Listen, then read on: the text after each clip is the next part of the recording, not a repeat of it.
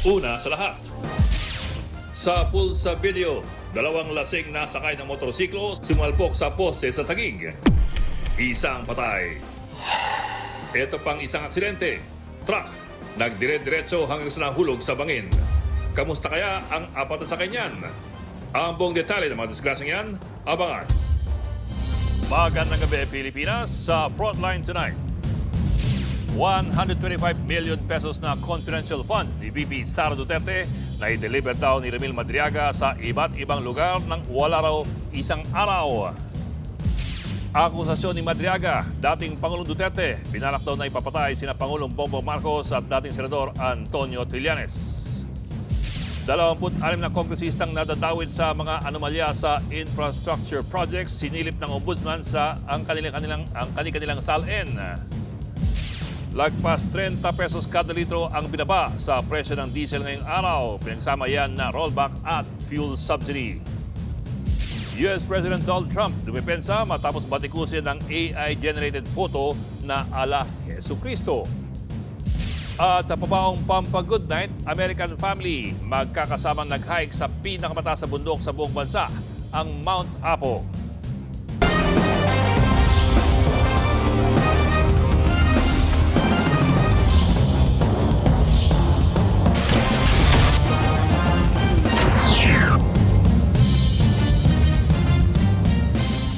Masisilip na raw po ang bank records na nagpapakilalang bagman ni VP Sara Duterte na si Ramil Madriaga. Kasunod yan ang siniwalat niya na may dummy accounts daw siya para umano sa laundering at intelligence operations ni dating Pangulong Duterte. Nasa frontline ng balitang yan, Myra Enriquez. As to the contents of this waiver of bank secrecy law, do you subscribe and swear to the truthfulness of the contents of this document?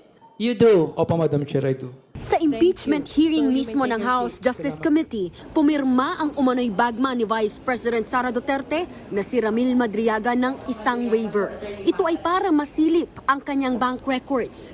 Dito masisiyasat kung totoo nga ba ang isiniwalat ni Madriaga sa kanyang affidavit na nag-transfer siya umano ng milyones na pera sa ilang bank accounts para kay dating Pangulong Rodrigo Duterte.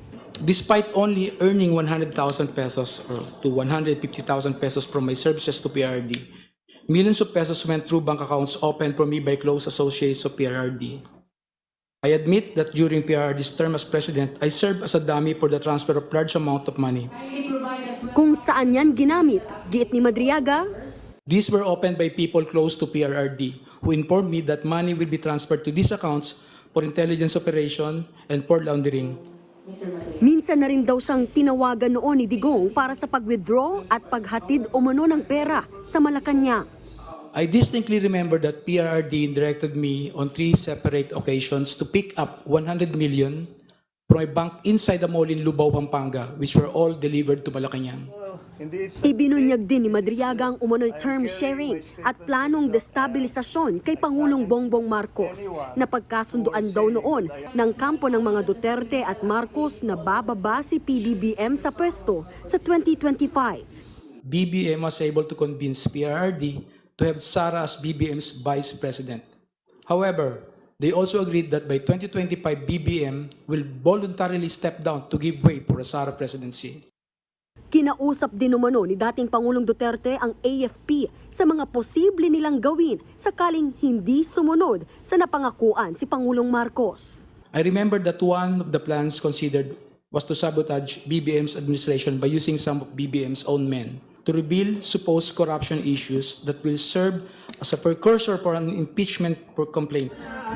Sa usapin naman ng 2022 campaign ni VP Sara, pinondohan daw ito ng kontrobersyal na pharmaceutical company na Pharmally. Ayon pa kay Madriaga, taong 2022 nang utusan siya ni Digong na buuin ang Initiative for Social Justice, Innovation and Progress o ISIP, na ang ibig sabihin din daw ay Inday Sara is my president.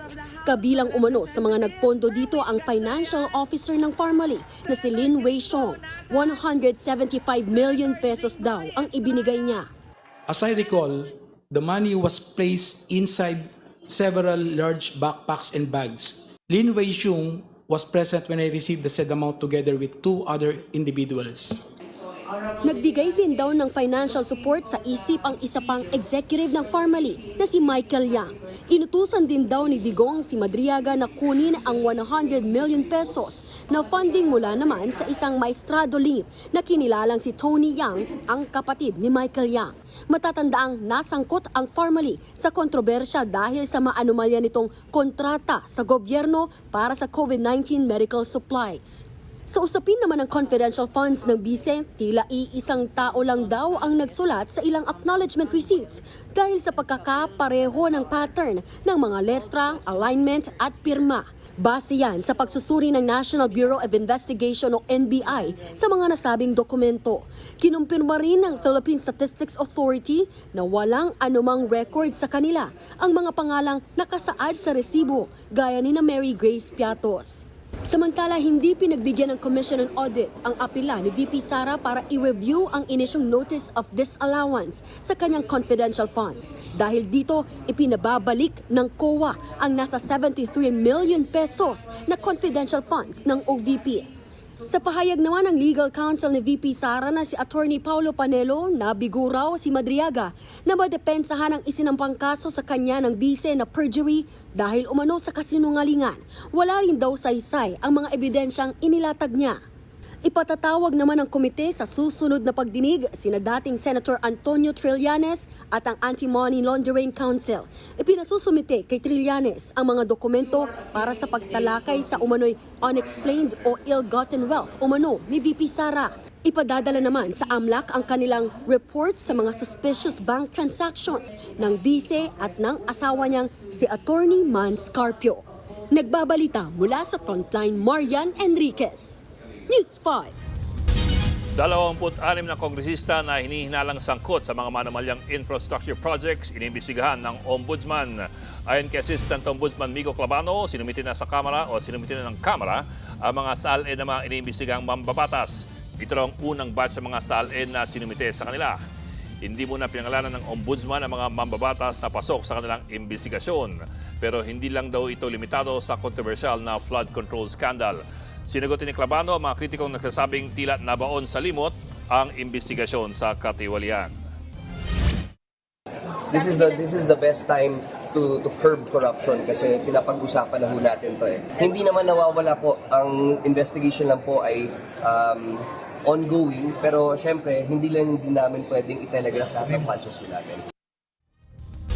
Dead on the spot ang isang rider matapos bumangga ang minamanayang motorsiklo sa poste ng kuryente. Ang biktima, lasing na nga, wala pang helmet. Lasing pa lang rider at dayo lang sa lugar. Tahimik at walang tao o motorista sa bahaging ito ng H Street sa North Signal Taguig kaninang alauna ng madaling araw. Hanggang sa masapul ng CCTV ang humaharurot na motorsiklong yan. Nang biglang sumalpok ito sa poste ng kuryente. Sa tindi ng impact, wasak ang unang bahagi ng motor. Tumilapon at napaupo sa kalsada ang angkas nito.